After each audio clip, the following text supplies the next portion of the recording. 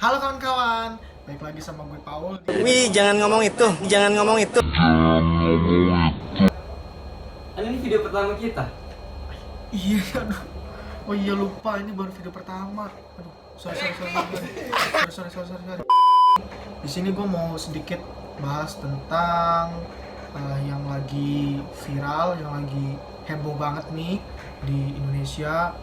Oh bukan di Indonesia aja sih, bahkan di luar negeri, di seluruh dunia juga lagi heboh nih masalah ini nih. Apa itu masalahnya? Masalahnya tentang virus corona. Nah, virus corona yang biasa kita kenal dengan nama COVID-19 ini virus yang menyerang bagian pernafasan kita. Nah, virus ini tuh sebenarnya punya gejala yang hampir mirip dengan penyakit flu biasa, penyakit flu. Ya, diantaranya itu ada radang tenggorokan, demam, batuk, dan lain-lainnya sih. Nah, virus ini pertama kali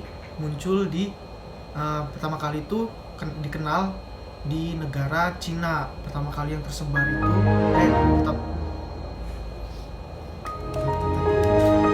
Nah, virus ini pertama kali muncul itu di negara Cina. Negara Cina ini pertama kali negara yang terjangkit virus corona. Tepatnya itu ada di kota Wuhan. Virus ini dengan cepat banget nyebar ke seluruh dunia, bahkan sampai ke Italia, ke Amerika, ke Inggris, dan sejauh ini sudah nyampe di negara kita, yaitu negara Indonesia. Di negara Indonesia sendiri itu udah sampai 2.000 orang yang terjangkit virus ini, dan yang sudah menjadi korban, dan korban yang meninggal itu udah sampai 209 orang sampai pada hari ini. Tapi yang sembuh juga nggak sedikit. Yang sembuh itu udah nyampe 192 orang yang sembuh dari penyakit corona ini. Dari pemerintah Indonesia ini udah memberlakukan yang namanya social distancing dan juga lockdown. Tapi lockdownnya itu bukan berarti orang dari negara luar atau yang mau kedatang ke Indonesia itu tidak diperbolehkan. Tetap diperbolehkan, hanya saja mendapat pemeriksaan yang khusus dan ketat untuk masuk ke Indonesia. Lockdown sendiri itu yang terjadi di Indonesia hanya diberlakukan di wilayah-wilayah tertentu, seperti di kota, di kabupaten, di perumahan, atau di kampung-kampung tertentu saja yang memberlakukan yang namanya lockdown. Ngomongin soal lockdown, ada beberapa dampak yang terjadi karena diberlakukannya lockdown di Indonesia. Yang pertama, itu pemilik UMKM atau usaha mikro kecil menengah. Biasa kita kenal itu pedagang kaki lima, pedagang asongan, atau warung-warung, toko-toko yang skalanya kecil dan menengah itu mengalami yang namanya penurunan pendapatan karena orang-orang sudah mulai mengkarantina diri untuk berdiam di rumah, tidak melakukan aktivitas di luar rumah.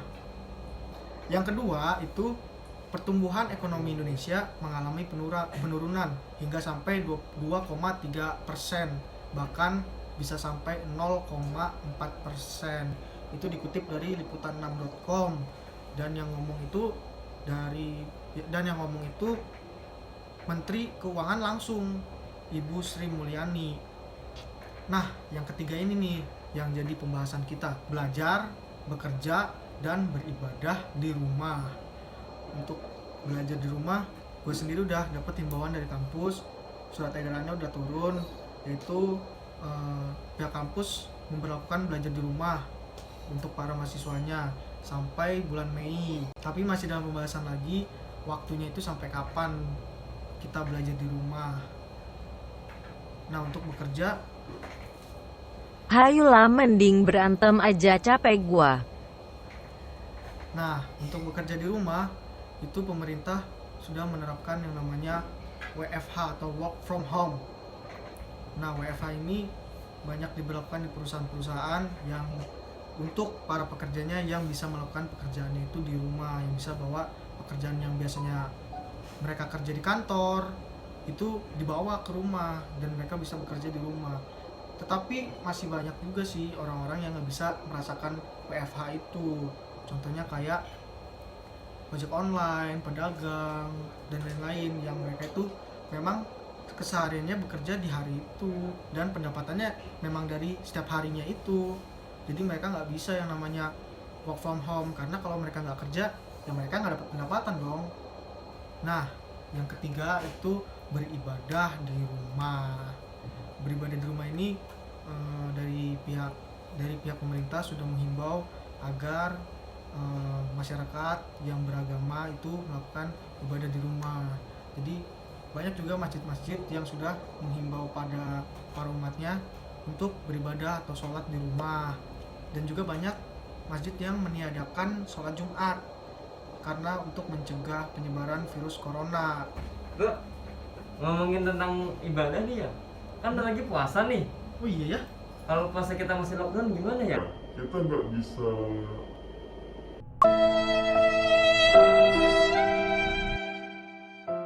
Kalau puasa masih lockdown, gak bisa mecat di warteg atau di luar rumah.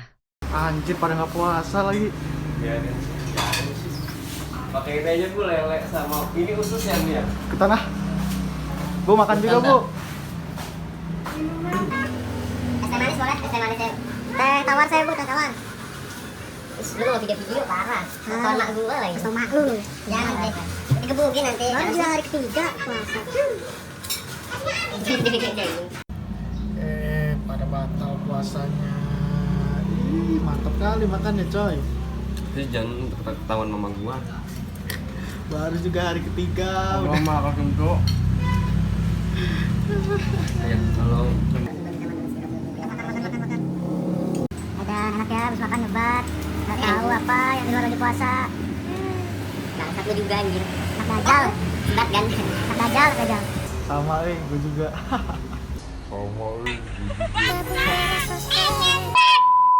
Kalau puasa masih lockdown, gak bisa bukber bareng pacar, gebetan, teman, atau keluarga.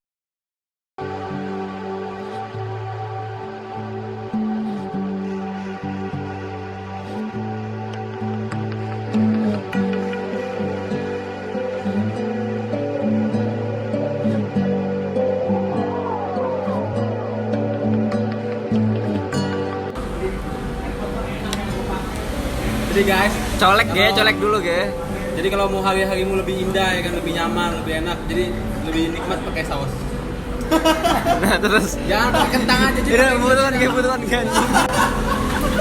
Asapnya mana anjing? Dia jadi lebih nikmat.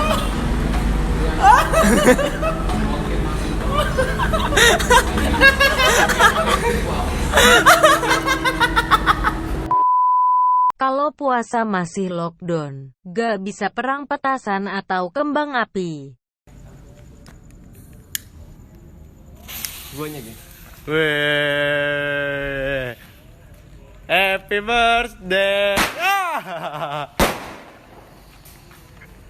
Ikutan di Meg. 1. Komen kan di Fer? 2, 3. Semua mau. Wih. Waduh. 5 udah gue hitung 5. Emang habis.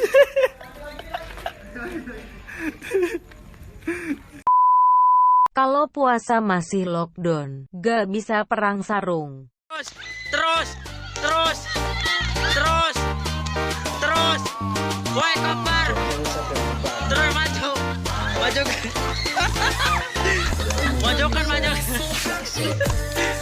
Bantuan Febri woi. Terus.